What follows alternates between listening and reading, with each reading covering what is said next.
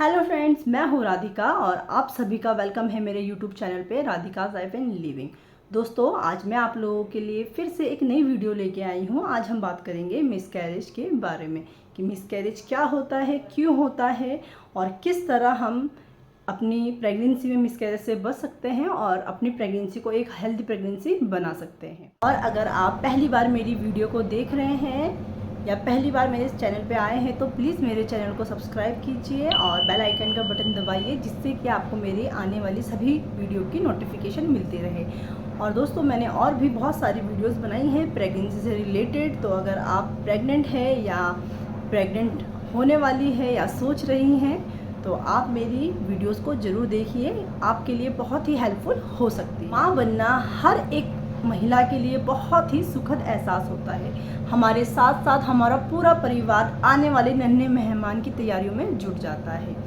लेकिन दोस्तों, कई बार ऐसा होता है कि हमारी प्रेगनेंसी के कुछ ही हफ्ते हुए होते हैं और हमारा गर्भपात हो जाता है। अगर मैं भारत की बात करूं दोस्तों, तो रिपोर्ट के मुताबिक भारत में 15 से 20% हर दूसरी महिला का गर्भपात हो जाता है, जो कि बहुत ही सामान्य सी बात है। इसके बहुत सारे रीज़न हो सकते हैं। यदि किसी महिला की 20 हफ्ते से पहले प्रेगनेंसी रुक जाती है, बच्चे का विकास रुक जाता है या बच्चे की दिल की धड़कन रुक जाती है किसी भी कारण, तो उस कंडीशन को हम मिसकैरेज या गर्भपात या अबॉर्शन कहते हैं। मिसकैरेज को हम 2 पार्ट में डिवाइड करते हैं। यदि महिला की प्रेगनेंसी 12 हफ्ते से पहले ही रुक जाती है तो उसको हम फर्स्ट ट्राइमेस्टर मिसकैरेज या अर्लियर मिसकैरेज कहते हैं। उसी तरह दूसरा, यदि किसी महिला की 12 हफ्ते के बाद और 20 हफ्ते से पहले मिसकैरेज हो जाता है, प्रेगनेंसी रुक जाती है, तो उसको हम सेकंड ट्राइमेस्टर या लेट मिसकैरेज कहते हैं। पूरी प्रेगनेंसी में हर किसी महिला के मन में एक डर होता है कि मेरा मिसकैरेज तो नहीं होने वाला है या मेरा मिसकैरेज तो नहीं हो गया, क्योंकि हमारे पेट में दर्द होना या हल्की फुल्की स्पॉटिंग होना, ये चीज़ें कॉमन होती है प्रेगनेंसी में। लेकिन अगर हमें इस तरह के कोई भी सिम्टम्स दिखते हैं तो हम ना डर जाते हैं कि कहीं हमारा मिसकैरेज तो नहीं हो गया, हमारे बेबी को कोई दिक्कत तो नहीं होगी। तो अब हम बात करेंगे मिसकैरेज में क्या क्या लक्षण होते हैं जिनसे कि आपको पता चल सके। अगर उस टाइम आपके साथ ये सारी चीज़ें हो रही है तो आपको भी पता चल सकता है कि आपका मिसकैरेज हो रहा है और आप भी मिसकैरेज से बच सकते हैं। मिसकैरेज का पहला और मेन सिम्टम्स होता है ब्लीडिंग होना। यदि किसी महिला को अपनी प्रेगनेंसी में ब्लीडिंग होती है और बहुत ही ज़्यादा ब्लीडिंग होती है तो वो जो है आपका पहला और मुख्य कारण हो सकता है आपके मिसकैरेज का। तो कई महिलाओं को प्रेगनेंसी के शुरुआती दिनों में हल्की फुल्की ब्लीडिंग होती है, लेकिन अगर आपको बहुत ही ज़्यादा ब्लीडिंग हो रही है तो ये भी आपका एक मेन कारण हो सकता है मिसकैरेज का। दूसरा जो लक्षण होता है दोस्तों, वो होता है पेट में बहुत ज़्यादा दर्द होना। जैसे कि हमको पीरियड्स में बहुत ज़्यादा दर्द होती है, ऐठन सी होती है और मरोड़ा टाइप के मारती है, तो ये भी एक लक्षण होता है मिसकैरेज का। तीसरा लक्षण होता है दोस्तों, वेजाइना से आपका कंटिन्यू डिस्चार्ज होना। बिल्कुल तरल पदार्थ में डिस्चार्ज होता रहता है और जो कंटिन्यू होता है, कई बार ये हल्के रंग का होता है, कई बार ये डार्क कलर का भी होता है। तो यह भी एक लक्षण होता है कि आपका मिसकैरेज हो गया है। अगला लक्षण दोस्तों हो सकता है आप लोगों को बहुत चक्कर भी आए, क्योंकि दोस्तों जब हमारा मिसकैरेज होता है तो बहुत ज़्यादा ब्लीडिंग भी होती है और हमें वीकनेस भी हो जाती है, तो उस वजह से आपको चक्कर भी आ सकते हैं, थकान कमजोरी भी महसूस हो सकती है। तो यह भी एक लक्षण है मिसकैरेज होने का। अगला लक्षण दोस्तों, जैसे कि हम लोगों को प्रेगनेंसी में बहुत सारे सिम्टम्स होते हैं जिससे कि हमें लगता है कि शायद हम प्रेग्नेंट हैं, उसी तरह वो सारे सिम्टम्स आपको अचानक से ना फील होना या रुक जाना, यह भी एक मेन लक्षण है आपके मिसकैरेज का कि शायद आपका मिसकैरेज हो गया है। कई बार दोस्तों हमारा मिसकैरेज हो भी जाता है लेकिन हमको पता नहीं चल पाता है, और जब हम अपनी नेक्स्ट अल्ट्रासाउंड के लिए जाते हैं तब हमें वहाँ जाके पता चलता है कि हमारे बच्चे की ग्रोथ रुक चुकी है या बेबी की जगह खाली है या बेबी की हार्ट बीट रुक चुकी है, और हमें तभी पता चलता है कि हमारा मिसकैरेज हो गया है। तो इस तरह की मिसकैरेज को मिस्ड मिसकैरेज कहते हैं, जिसमें आपको बिल्कुल भी पेन नहीं होता है और आपको कुछ भी फील नहीं होता है, लेकिन आपका फिर भी मिसकैरेज हो जाता है। ऐसे में महिला के मन में सवाल आता है कि मैंने अपनी पूरी प्रेगनेंसी में अपनी सारी जितनी भी दवाइयाँ थी वो सारी टाइम पे ली है, जितने भी मेरे चेकअप होने थे वो मैंने सारे टाइम पर कराए हैं, जो भी मेरे खान पान था वो सब मैंने अच्छे से और हेल्दी रखा है, और एक्सरसाइज और रेस्ट जितना मुझे समय पर लेना था वो सब मैंने सारी चीज़ें अच्छी तरह से करी हैं। लेकिन फिर भी मेरा गर्भपात या मिसकैरेज क्यों हो गया? और ये एक कॉमन सवाल भी होता है हर एक मिसकैरेज वाली महिला के मन में। तो अब हम जान लेते हैं कि इनके क्या कारण होता है, किन कारणों की वजह से मिसकैरेज होता है। पहला मुख्य कारण होता है जेनेटिक डिसऑर्डर या फिर भ्रूण की क्रोमोसोम में असमानता है। दोस्तों, हमारा भ्रूण माता के एग से और पिता के स्पर्म से मिलकर बनता है। माता और पिता दोनों स्वस्थ होते हैं, लेकिन कई बार माता के शरीर में या पिता के शरीर में एग और स्पर्म ठीक तरह से नहीं बन पाते, या जो उनमें क्रोमोसोम होते हैं वो ऊपर नीचे डिसबैलेंस हो जाते हैं। तो उस कारण से हमारा जो भ्रूण तैयार होता है उनमें क्रोमोसोम की एबनॉर्मलिटी आ जाती है, तो जिस कारण हमारी प्रेगनेंसी आगे कंटिन्यू नहीं रह पाती और हमारी बॉडी नेचुरल तरीके से प्रेगनेंसी को स्टॉप कर देती है और मिसकैरेज हो जाता है। इसके लिए मैं आपको एक छोटा सा और सिंपल सा एग्जांपल देना चाहूँगी। जब हम किसी चीज़ की खेती करते हैं, फसल करते हैं, तो उसके लिए मेन क्या होता है? हमारे बीज। यदि हमारे बीज अच्छे होंगे तो हमारी खेती और हमारी फसल भी बहुत अच्छी होगी, और अगर हमारे बीज खराब होंगे या बीज में कोई कमी होगी तो हमारी खेती भी अच्छी नहीं हो पाएगी और फसल भी अच्छी नहीं हो पाएगी। तो उसी तरह हमारे जो एग या फिर स्पर्म है, अगर उनमें कुछ एबनॉर्मलिटी होती है क्रोमोसोम की, तो उस कारण भी हमारा मिसकैरेज हो जाता है। दूसरा कारण हार्मोन्स का इनबैलेंस होना भी होता है, जैसे कि प्रोजेस्टेरोन हार्मोन्स।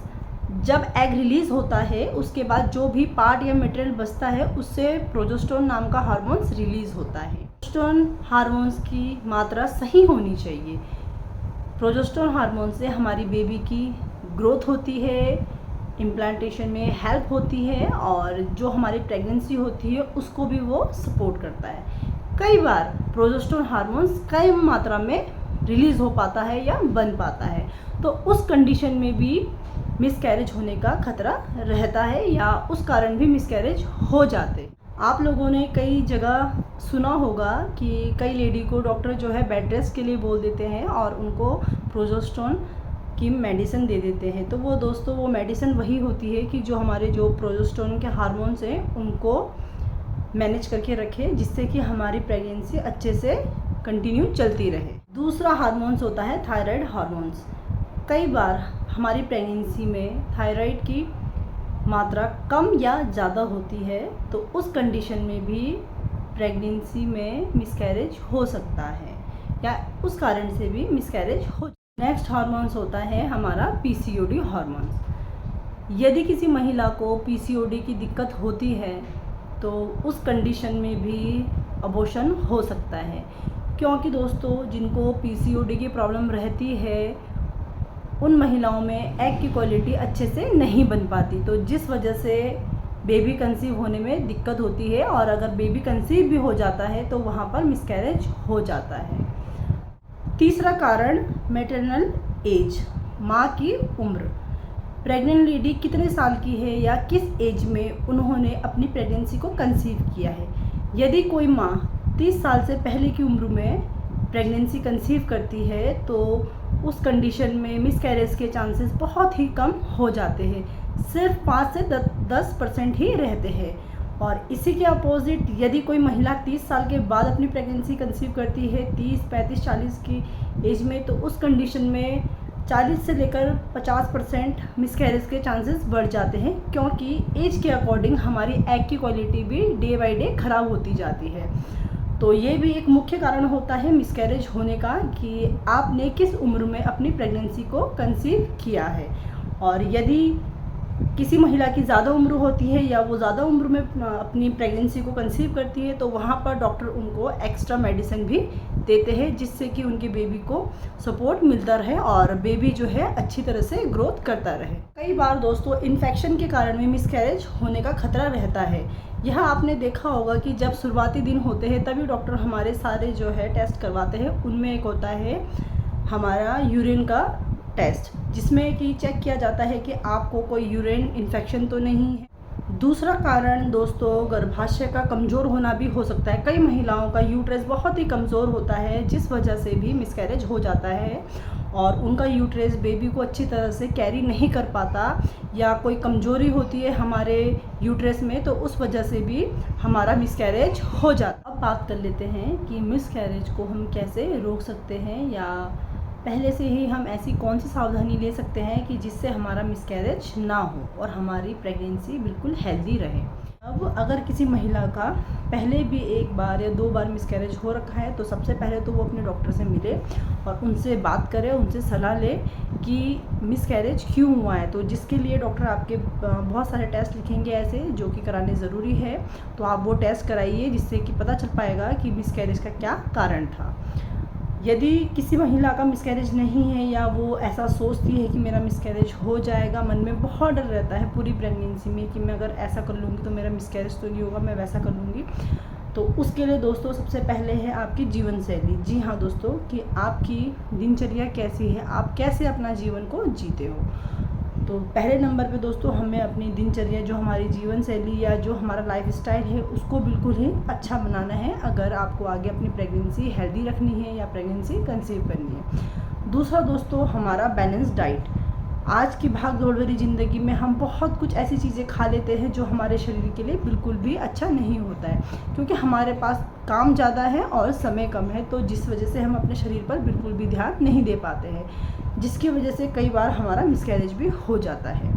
तो इसलिए हमको एक बहुत अच्छी बैलेंस डाइट लेनी है, जिसमें हमारे vitamins, minerals, protein, carbohydrate, healthy और फैट, हर चीज़ जो है मैनेज हो और सही मात्रा में हम ले सकें। नेक्स्ट उपाय है दोस्तों कि अगर आपके हार्मोन्स इनबैलेंस है, तो आपको जो है अपने डॉक्टर से सलाह लेकर अपने हार्मोन्स को बैलेंस करने के लिए मेडिसिन, या फिर जो भी डॉक्टर आपको बताए कि आपको इस तरह से एक्सरसाइज करनी है या अपनी लाइफस्टाइल जीनी है, उस चीज़ को अपनाना चाहिए। कई लेडीज़ को स्मोकिंग या ड्रिंकिंग की आदत होती है, तो दोस्तों अगर आपका गर्भपात कई बार हो चुका है, या अगर आप प्रेगनेंसी कंसीव करना चाहते हो या आप प्रेग्नेंट हो, तो आपको इस चीज़ को बिल्कुल ही स्टॉप कर देना चाहिए, क्योंकि इससे दोस्तों हमें कई तरह के इन्फेक्शन होता है, जो कि हमसे लेकर हमारे बेबी तक वो इन्फेक्शन जाता है, तो इस वजह से भी आपका अबॉर्शन हो सकता है। तो इसलिए प्रेगनेंसी में आपको बिल्कुल भी स्मोकिंग या ड्रिंकिंग नहीं करनी। नेक्स्ट उपाय है दोस्तों, अगर आपको पीसीओडी की प्रॉब्लम है, तो सबसे पहले आपको अपने पीसीओडी को कंट्रोल करना होगा, जिससे कि आपकी प्रेगनेंसी में कोई भी इफ़ेक्ट ना पड़े और आपको एक हेल्दी बेबी हो